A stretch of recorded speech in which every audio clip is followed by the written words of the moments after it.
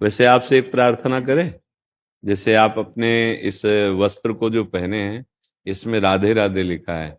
यदि आप इसे जन साधारण बाथरूम में धोएंगे कभी, तो ये राधा नाम की धोवन जाएगी, तो इसमें ठीक नहीं है। तो आप कृपा करके इसको कभी धोइएगा नहीं।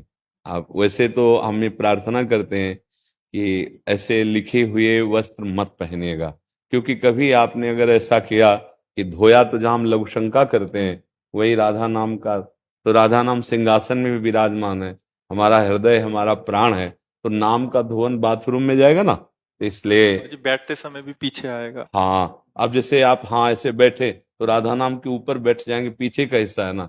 मेरी प्रार्थना है कि आगे से अगर ऐसा है तो ओढ़ने का, जैसे वस्त्र राधा नाम का है तो हम ऊपर ओढ़े हुए हैं, फिर उसे टांग दिया।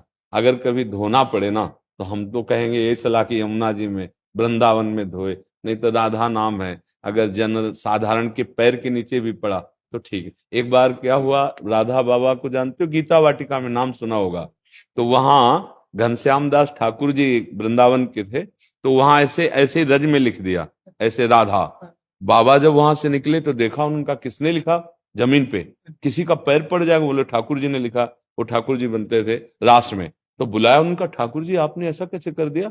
और फिर वहां की पूरी रज उठाकर अपने अचले में और फिर तुलसी जी के घेरे में डाली। तो महापुरुष जन राधा नाम की महिमा जानते, तो इसलिए हमें देख के लगा कि आप कृपा करके यहाँ आए हो, तो आप ये सीख ले लो कि आप सादे वस्त्र धारण कीजिए। हाँ, ऐसा महाराज जी मतलब। किसी भी नाम पे, जैसे हाँ, कोई कोई राम भी नाम राम लिखा है। नाम या कृष्ण नाम हरि नाम जो भी है ना, अगर हम दुपट्टे में है तो चलेगा, दुपट्टा ओढ़ लिया ना, फिर उसे सम्मान से टांग दिया, लेकिन हम उसे बाथरूम में नहीं धोएंगे, क्योंकि नाम विराजमान है। हम जितना नाम का आदर करेंगे उतना ही नाम हम पर कृपा। हमारे से एक और इसमें आजकल ठाकुर जी राधा कृष्ण की छवियों वाली टी शर्ट्स आदि भी डालते हैं लोग, उसको भी सेम विधान वैसे रहेगा। हम भावते ही करेंगे कि जैसे हम छवि को भी तो सिंहासन में विराजमान करते हैं। हम मान लो राधा कृष्ण जी की छवि बनी है और हम उसे ऐसे धोएं, तो नाम और रूप तो बात एक ही हो गई ना। आजकल क्या है, लोग अपने सामान को बेचने के लिए ऐसे नाम प्रभु के रख देते हैं, अब या कार्ड में नाम छपवा देते हैं,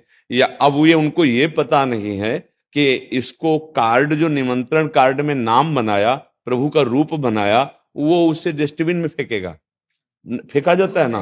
अब वही नाम हम जपते हैं, वही रूप प्रभु का, हमें लाभ कैसे मिलेगा, क्या अपराध नहीं बनता। अब ये लोग नहीं जानते हैं, तो आप कृपा करके आए हो, तो इसलिए आपसे कह महाराज रहे जी हैं। एक और, अभी हमने यहाँ से कोई हमें एक टी शर्ट दिखा रहा था जिसमें गुरुजनों की आपकी छवि इधर डाली हुई और सभी डाल के घूम रहे हैं, महाराज जी वो भी ठीक नहीं है। हाँ, अब जो हम अपने गुरु जी की छवि सिंहासन में विराजमान किए हैं, वही छवि तो हम बनवाएंगे ना। अगर वो छवि का हम उतना आदर, अगर पीठ में है तो कैसे, अगर हम वस्त्र में छाती में भी रखे हैं, तो देखो सब चीज दिखाई थोड़ी जाती है। ये हमारे गुरु जी हैं, ये राधा नाम है, ये हम अलग से अपने और छुपचाप छुपा के ऐसे, ये प्रदर्शन की थोड़ी वस्तु है। तो हम अगर गुरुजनों की छवि पहने तो ये है।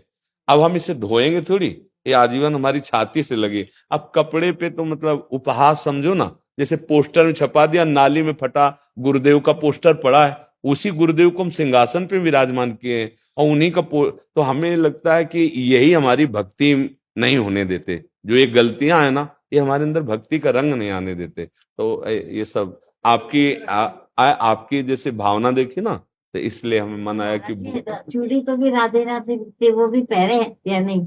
अब अगर आप सोच गए हैं तो फिर अब देखो, अब जैसे मेहंदी लगवाई और उसमें आपने राधा नाम या श्याम सुंदर बनवा लिए, या ऐसे नहीं करना चाहिए।